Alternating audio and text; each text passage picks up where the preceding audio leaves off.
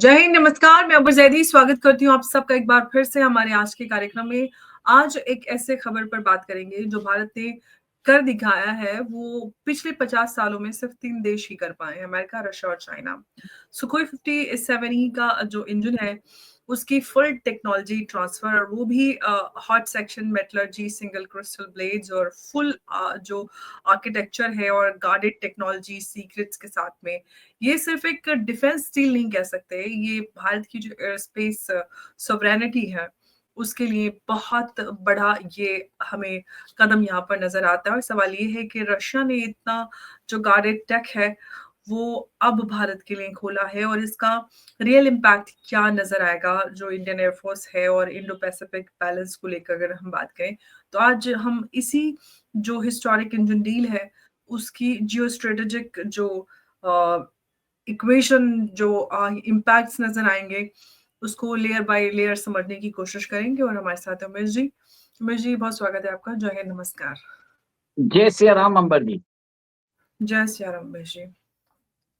Umesh ji, Russia जो है इतना हाईटेक और जो गार्डेड टेक ट्रांसफर कर रहा है और जो ये हाई ग्रेड 5th जेन इंजन टेक का पूरा ये सारा कुछ इंडिया को दे रहा है। क्या ये सिर्फ जो सैंक्शंस भारत ने फेस किए उस प्रेशर का रिजल्ट है, या इंडिया की जो ग्रोइंग इंडस्ट्रियल कैपेबिलिटी है उसकी एक रिकग्निशन कहें? देखिए, बहुत सारी चीजें हैं इसमें। सबसे पहले तो ये है कि इंडिया जो है कम से कम 5 से 6 दशक से रशियन वेपनरी को यूज कर रहा है। एक टाइम ऐसा था कि 72% ऑफ वेपनरी इन इंडिया वो रशियन ऑरिजिन की थी। आज वो घट के 36% हो गई है। फिर भी आप ये देखिए कि रशियन सिस्टम्स को इग्नोर नहीं कर सकते हम। और सोवियत यूनियन का डिसइंटीग्रेशन हुआ था 1991 में। उसके बाद सप्लाई से चेन कंस्ट्रेंट्स आए थे, फिर कुछ स्टेबलाइज भी हुआ। और 2022 के बाद जब से रशियन यूक्रेन वॉर हुआ है, तब से हम देख रहे हैं कि रशिया जो है भारत को जो कंपोनेंट्स है, स्पेयर पार्ट्स है, उसकी सप्लाई नहीं कर पा रहा है। भारत ने 5th जनरेशन फाइटर एयरक्राफ्ट के डेवलपमेंट प्रोग्राम के लिए रशिया को $300 मिलियन दिए थे, जो उन्होंने 2018 में उससे बाहर आ गए, क्योंकि इंडिया डिमांड कर रहा था कि आप हमें कटिंग एज टेक्नोलॉजीज दीजिए जो ये 5th जनरेशन फाइटर एयरक्राफ्ट के अंदर लगती है। और कोई भी फाइटर एयरक्राफ्ट का जो हार्ट होता है वो इंजन होता है। अब ये देखिए कि जब व्लादिमीर पुतिन भारत आ रहे थे, बहुत लोगों ने बोला था सुखोई 57E की डील हो सकती है, हम S-400 की बात हो सकती है, S-500 की बात हो सकती है, पर कोई भी बिग बैंग अनाउंसमेंट नहीं हुआ है। अब देखिए, जैसे ही व्लादिमीर पुतिन जाते हैं और आज जो न्यूज आ रही है, रशिया का जो सुखोई 57E के अंदर जो इंजन है इसलिए उसको भारत के अंदर वो फुल टेक्नोलॉजिकल ट्रांसफर के लिए देता जा रहा है। देखिए अमर जी, ये एक बहुत बड़ा टेक्नोलॉजिकल लीप होगा। जैसे आपने बताया है कि सिर्फ 3 कंट्रीज के पास ये टेक्नोलॉजी है, रशिया, चाइना और America. India becomes the 4th country, जिसमें सारे जो पार्ट्स है इंडिया में ही बनाए जाएंगे। लोकल डेवलपमेंट, लोकल को production, technological transfer, joint research and development, सारी चीज भारत के अंदर होने वाली है। अमर जी, दिस शोज कि रशिया को आज भारत की जो इंडस्ट्रियल कैपेसिटी है उसके ऊपर भरोसा है। और जब से रशिया यूक्रेन वॉर हुआ है, आप ये देखिए कि रशिया के ऊपर सैंक्शंस लगे हैं, उसको कंपोनेंट्स को प्रोक्योर करने के लिए प्रॉब्लम हो रहे हैं। इसके लिए रशिया ने क्या सोचा कि इसलिए 177S का जो इंजन है, इस इंजन को भारत को दे दिया जाए और भारत के अंदर ही को प्रोडक्शन को डेवलपमेंट के लिए भारत के हिसाब से कस्टमाइजेशन भी हो जाएगा। इसका मतलब ये है कि सुखोई 57E की जो डील है, जो उस समय अनाउंस नहीं की गई थी, ये एक तरह से संकेत देता है कि फ्यूचर में भारत सुखोई 57E को एक्वायर करेगा। और भारत रशिया से कमिटमेंट चाहता था, इसके लिए रशिया से उन्होंने पहले बोला आप अपनी इंडियन टेक्नोलॉजी ट्रांसफर करो। और इंडियन टेक्नोलॉजी के ट्रांसफर के साथ ये जो इंजन के अंदर जितने भी, मतलब आप सोच लीजिए, मेटलर्जी है, कास्टिंग्स है, हाई हीट टेम्परेचर के ऊपर जितनी भी टेक्नोलॉजी है, ब्लूप्रिंट है, सब कुछ ट्रांसफर कर रहा है रशिया। और इसका जो प्रोडक्शन है मोस्ट प्रोबेबली 2029 से चालू हो जाएगा। और रशिया भारत के अंदर इन्वेस्टमेंट भी करना चाहता है, और भारत ने जी। भी प्री कंडीशन रखा था कि अगर आपको सुखोई 57E अगर आपको भारत को देना है, then you will have to then you will have to transfer the technology to India। और इसी मद्देनजर ये एक महत्वपूर्ण डेवलपमेंट है। जी, उमेश जी, अब ये सारा कुछ जो हो रहा है, मैं इसको अगर ये जो पूरा सडन ट्रस्ट शिफ्ट जो है, इसके पीछे का असली जो कारण है वो समझने की, या फिर ये कहें कि जियोपॉलिटिकल कैलकुलेशंस अगर कहें तो वो क्या है? क्योंकि रशिया बोल रहा है अभी नो ब्लैक बॉक्सेस। इसके पहले नो सोर्स कोड्स और ये सारी चीज़ें भी फेस हम कर चुके हैं। तो ये जो जियोपॉलिटिकल कैलकुलेशंस इसके पीछे क्या नज़र आती है इस सडन शिफ्ट की? देखिए, अभी जो रशिया इसके साथ हमें जो टेक्नोलॉजी देने वाला है, उसमें जो कास्टिंग प्रोसेस है उसकी पूरी टेक्नोलॉजी देने वाला है। टरबाइन हुँ, ब्लेड मेटलर्जी, एडवांस मेटलर्जी होता है, इसकी भी वो हमें टेक्नोलॉजी दे रहा है। प्लाज्मा कोटिंग्स दे रहा है। फिर एक होता है FADEC सिस्टम्स आर्किटेक्चर, जो इंजन के अंदर टेम्परेचर को रेगुलेट करता है। ये सब बताता है, ये सब इंपॉर्टेंट चीजें होती है इंजन के अंदर। अमेरिका ने भी हमें 80% F404 का जो GE का इंजन है वो देने का वादा किया है। 20% वो बोला हमारे हाथ में रखेगा। जो मैंने अभी ये जितनी भी टेक्नोलॉजी दी है, अमेरिका ये देने को तैयार नहीं है, जबकि रशिया ने हमको पहले इंजन ट्रांसफर कर रहे हैं। और ओडिशा के अंदर हिंदुस्तान एरोनॉटिक्स लिमिटेड का जो प्लांट है, डेवलपमेंट प्लांट है, उधर बनाया जाएगा। ये बहुत बड़ा एक तरह से लीप ऑफ फेथ है भारत के लिए।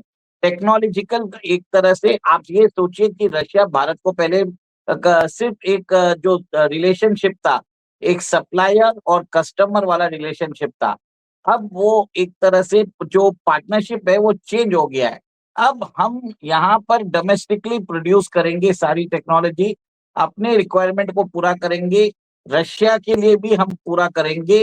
फिर जो रशिया के जो एलाइज है, जैसे Vietnam, Indonesia, Malaysia, Egypt, Algeria, इन सब नेशंस में जहां रशिया अपनी वेपन सिस्टम्स भेजता है और उसको सर्विस नहीं कर रहा है, भारत को रशिया ने एक तरह से पूरा का पूरा एक तरह से एक ग्रीन चिट दे दिया है कि आप हमारे वेपन सिस्टम्स की सर्विस कर सकते हैं, जो हमने अपने कस्टमर्स को बेचा है। क्योंकि भारत के पास एक्सटेंसिव एक्सपीरियंस है इन सब सिस्टम्स को मैनेज करने का ऑपरेटिंग एफिशिएंसी के साथ। अब कुछ भी एक रिपोर्ट आई थी कि 1-2 दिन पहले, जिसमें बताया जाता है कि भारत की कुछ 6 बड़ी कंपनियों के एग्जीक्यूटिव्स वो रशिया गए थे। ये गए थे अक्टूबर 29 और अक्टूबर 30 को। और इनके हमारे जो डिफेंस सेक्रेटरी हैं वो भी इनके साथ गए थे। बताया जाता है कि इनके अंदर Tata Advanced Systems Limited, Hindustan Aeronautics Limited, Adani Aerospace, Zen Technologies, Bharat Electronic Limited और भी कम से कम मल्टीपल स्टार्टअप्स गए थे, जहां पर वो ड्रोन टेक्नोलॉजी में कैसे AI का इंटीग्रेशन कर सके, उसकी भी उन्होंने वहां पर एक तरह से बातचीत की है। कहीं ना कहीं ये बताता है कि जो रिपोर्ट्स आ रही है उसके अंदर MiG-29 के जो स्पेयर पार्ट्स हैं वो रशिया भारत के अंदर बनाना चाहता है। S-400 के जो स्पेयर पार्ट्स है वो भारत के अंदर बनाना चाहता है। फिर बाद में ये भी रिपोर्ट्स आई है कि रशिया चाहता है कि भारत के अंदर एक तरह से जो क्रिटिकल वेपन टेक्नोलॉजीज है उसके सारे जो पार्ट्स है वो भारत के अंदर बनाया जाए।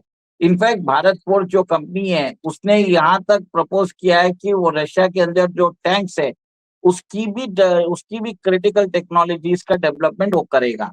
कहीं ना कहीं आप ये देखिए कि ये पुतिन के विजिट से पहले आई थी, और पुतिन के विजिट के बाद आज जिस हिसाब से इंडियन टेक्नोलॉजी के ऊपर रशिया ने एग्री किया है, मेरा ये मानना है कि बिग बैंग अनाउंसमेंट्स नहीं हुए थे जब व्लादिमीर पुतिन भारत में आए थे, पर रोसोबोन एक्सपर्ट के जो चीफ थे वो भारत में आए थे। और इससे समझ में आता है कि पर्दे के पीछे बहुत सारी डील्स हुई है, जिसको अभी तक एक तरह से सुरक्षा कारणों के कारण उसको पब्लिक में नहीं लाया जा रहा। ये मेरा मानना है।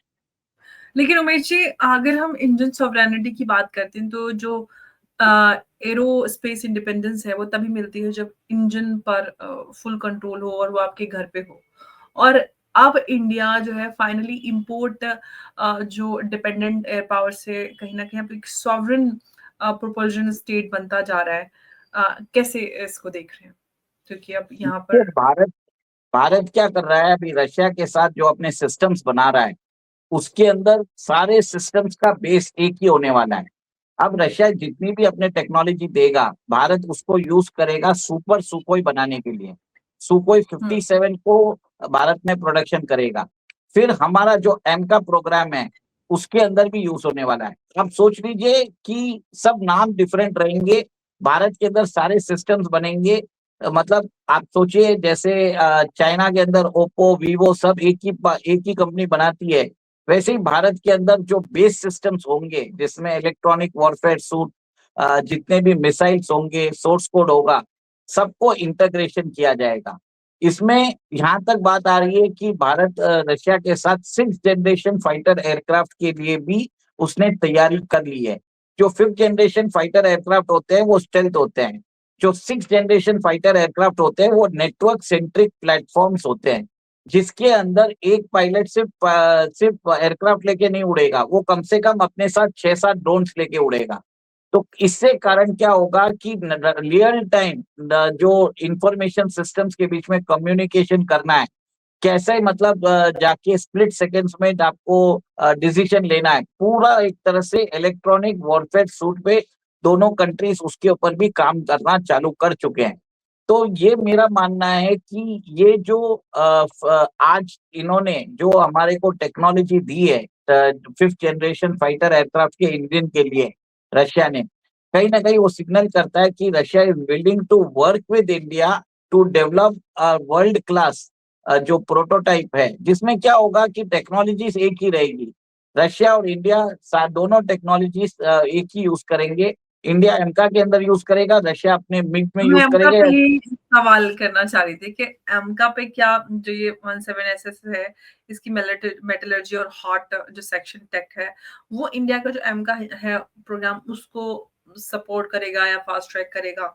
यही मैं आपसे डेफिनेटली करेगा, डेफिनेटली करेगा। वेपन्स इंटीग्रेशन के काम हो रहे हैं, जो जितने भी इसके जो इंजन्स जो हम इंजन्स बना भी रहे हैं हमारे यहाँ पे, सब जगह हमको टेक्निकल नो हाउ मिलेगा। सारी चीजों को कन्वर्जेंस करके यहाँ पर हम इंडिया में सेंट्रिक एक तरह से देखिए, आज हम 4th जनरेशन फाइटर एयरक्राफ्ट बना रहे हैं, 4.5 के डेवलपमेंट के ट्रायल्स पे है। 5th जनरेशन के हम एक तरह से कार्य चालू कर दिया, मतलब हमने लोगों को एक्सप्रेशन ऑफ इंटरेस्ट से उनको बता मंगाना चालू कर दिया कि कौन कौन इंटरेस्ट है। और 6th जनरेशन के ऊपर हम अभी से कार्य करना चालू कर चुके हैं। ये साइमल्टेनियसली एक साथ डेवलप होगा। तो आप ये देखिए कि बहुत बड़ा जो डेवलपमेंट होगा, जिसके कारण भारत के अंदर साइमल्टेनियसली 4.5, 5th और 6th 4 टाइप के प्रोटोटाइप जो हैं, जो एयरक्राफ्ट हैं, वो सडनली चालू हो जाएंगे बनना। और इससे क्या होगा कि हमारा जो एमका रहेगा वो हमारा एक तरह से हमारी देशी देशी फाइटर जेट इंजन है, वो हमारी शान होने वाला है। और जितनी भी नई टेक्नोलॉजी है, हम अगर फ्रांस से लेंगे या रशिया से लेंगे, उसको हम इंटीग्रेट करेंगे हमारे एमका में। जी। अब उमेश जी, यूएस का जो यूएस वर्सेस रशिया चल रहा है और फिर भारत के साथ जिस तरह के संबंध चल रहे हैं, उसमें क्या इसका इम्पैक्ट नजर आएगा? देखिए, भारत तो अभी अमेरिका के साथ भी एक तरह से उन्होंने डिफेंस डील कुछ साइन की है, जैसे जैवलिन का रह के बात हो रहा था, या हेलीकॉप्टर का भी उन्होंने अभी $950 मिलियन का डील साइन किया है। फॉर्ड की जो काउंटर टेररिज्म ग्रुप की मीटिंग हुई है। यहाँ तक बात हुई है कि नरेंद्र मोदी जी और नरेंद्र मोदी जी और डोनाल्ड ट्रंप आपस में एक दूसरे से बात कर चुके हैं। जो टॉक्स थी बहुत फ्रूटफुल थी, ट्रेड डिफेंस के ऊपर बात भी हुई है। बहुत सारे जो कंडीशंस है वो पूरे किया जा रहा है। और अमर जी, मेरा ये मानना है कि डोनाल्ड ट्रंप को कोई फर्क नहीं पड़ता अगर भारत के साथ रशिया का अगर पार्टनरशिप होता है। सबसे बड़ा प्रॉब्लम उनको ईयू से आ रहा था और उनको यूक्रेन से आ रहा था। इसके लिए वो थोड़ा सा एक तरह से ये इन्होंने एक तरह से रशियन ऑयल का इन्होंने भी एक तरह से बखेड़ा क्रिएट किया।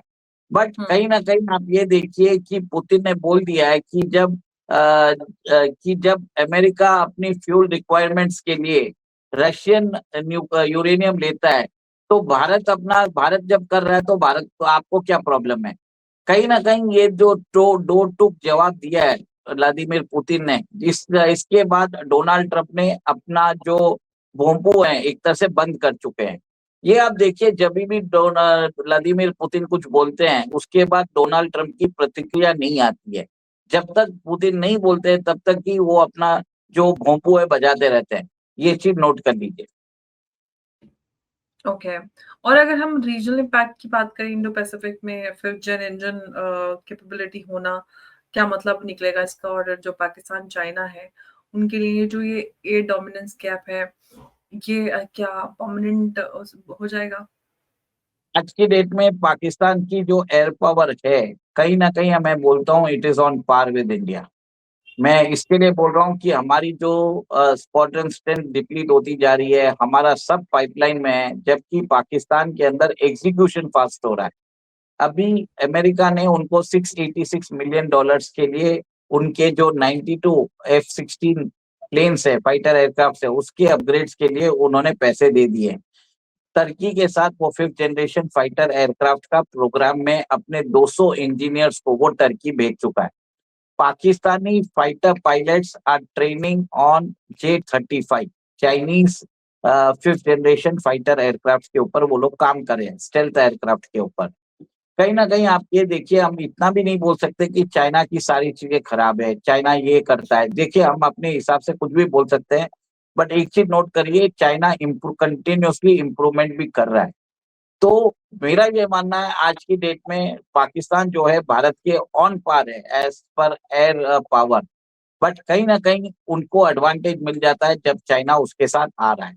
अब हमें जो है कॉन्क्रीट डिसीजंस लेने की जरूरत है, और जितनी भी बात है we need to take very fast decisions. और जहां पे हमको लेना पड़ेगा, एयरक्राफ्ट परचेज करना पड़ेगा।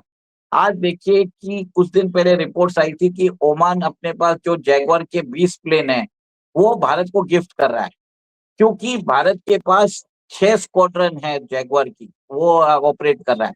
और अगर आप देखिए कि अभी अभी हमारा जो एयरक्राफ्ट स्ट्रेंथ है वो 29 स्क्वाड्रन पे पहुंच चुकी है।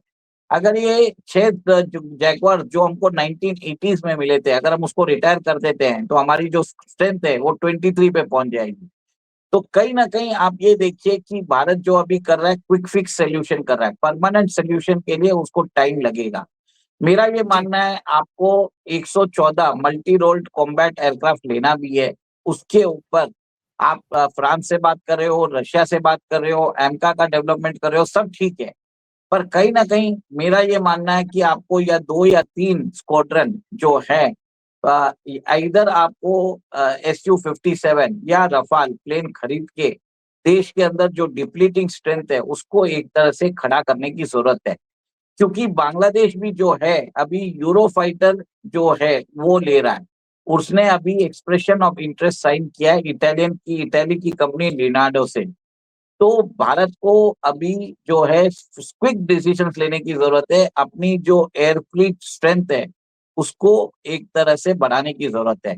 जी ने अपने 5th इंजन दे दिया है और इस महीने भी 2 इंजन आ जाएंगे। और तेजस का न्यूज आ रहा है कि हिंदुस्तान एरोनॉटिक्स लिमिटेड 7 एयरक्राफ्ट वो प्रोवाइड कर देगी, तेजस LCA Mk-1A बाई March 2026। देखिए, तेजस हिंदुस्तान एरोनॉटिक्स लिमिटेड पे भरोसा नहीं कर सकते, क्योंकि हमारे डिफेंस सेक्रेटरी हो या हमारे एयरफोर्स के चीफ हो, उन्होंने क्लियर कट बोल दिया है कि Hindustan Aeronautics limited over promise करता है, अंडर डिलीवर करता है। अब इस बार देखना है कि क्या Hindustan Aeronautics limited can match it's promises, वो देखने वाली बात है। मुझे एक सवाल और है कि जो ये डील है इससे जो भारत की जो मल्टी अलाइनमेंट की पॉलिसी है वो सॉलिडिफाई होगी, या फिर जो वेस्ट है वो इसको रशियन टिल्ट या फिर रशिया की तरफ एक झुकाव के तौर पे देखेगा? देखिए, भारत ने तो F404 का जो इंजन का कॉन्ट्रैक्ट है वो अमेरिका के साथ किया ही है। तो अमेरिका क्यों जी के इंजन नहीं दे रहा है? सबसे पहली बात ये है, वेस्ट को ये पूछना चाहिए कि जब हम आपके साथ कॉन्ट्रैक्ट साइन करते हैं तो आप उसको हॉनर में डिले क्यों कर रहे हैं? सबसे बड़ी बात ये है। इंडिया ने तो दोनों जगह इंप्रूव किया, जो हमको डिलीवरी करेगा, एग्जीक्यूशन फास्ट करके देगा, वो सिस्टम्स ऑटोमेटिकली भारत उसको परस्यू करेगा। अगर अमेरिका हमको जी इंजन नहीं देता है, कोई प्रॉब्लम नहीं है। जिस दिन हमारा रशिया के साथ ये प्रोग्राम चालू हो गया, फुल फोर्स में चालू हो गया, सारा फंड इधर चले जाएगा ना। सिंपल सी बात है, हमें रुकने की जरूरत नहीं रहेगी। और कंटिन्यूसली हमको एयरक्राफ्ट, फाइटर एयरक्राफ्ट की जरूरत है। कम से कम हमें आज के दिन में एडिशनल 500 एयरक्राफ्ट की जरूरत है, फाइटर एयरक्राफ्ट की। तो अगर अमेरिका देगा इंजन या कुछ डेवलपमेंट में आएगा तो उसको भी फायदा मिलेगा, नहीं तो बेटर है, हमें कोई फर्क नहीं पड़ता। आज की डेट में कुछ टाइम के लिए हमारी एयरफोर्स की स्ट्रेंथ कम हो जाएगी, रहेगी 2-3 साल में, बट हमारे पास मिसाइल डिफेंस सिस्टम्स है, हमारे पास एडिक्वेट न्यूक्लियर वेपन्स है, डिलीवरी सिस्टम्स है, जो चाइना को भी टारगेट कर सकते हैं। जी, बिल्कुल। और काफ़ी अहम ये डेवलपमेंट है, और इससे जो भारत की एयर स्पेस पावर है या सुपीरियॉरिटी है, वो यहाँ पर पुख्ता होती हुई नज़र आती है। मुझे बहुत धन्यवाद आपका इस चर्चा में हमारे साथ जुड़ने के लिए। नमस्कार, जय हिंद, जय भारत। जय श्री राम। जय सिया राम, अमर श्री।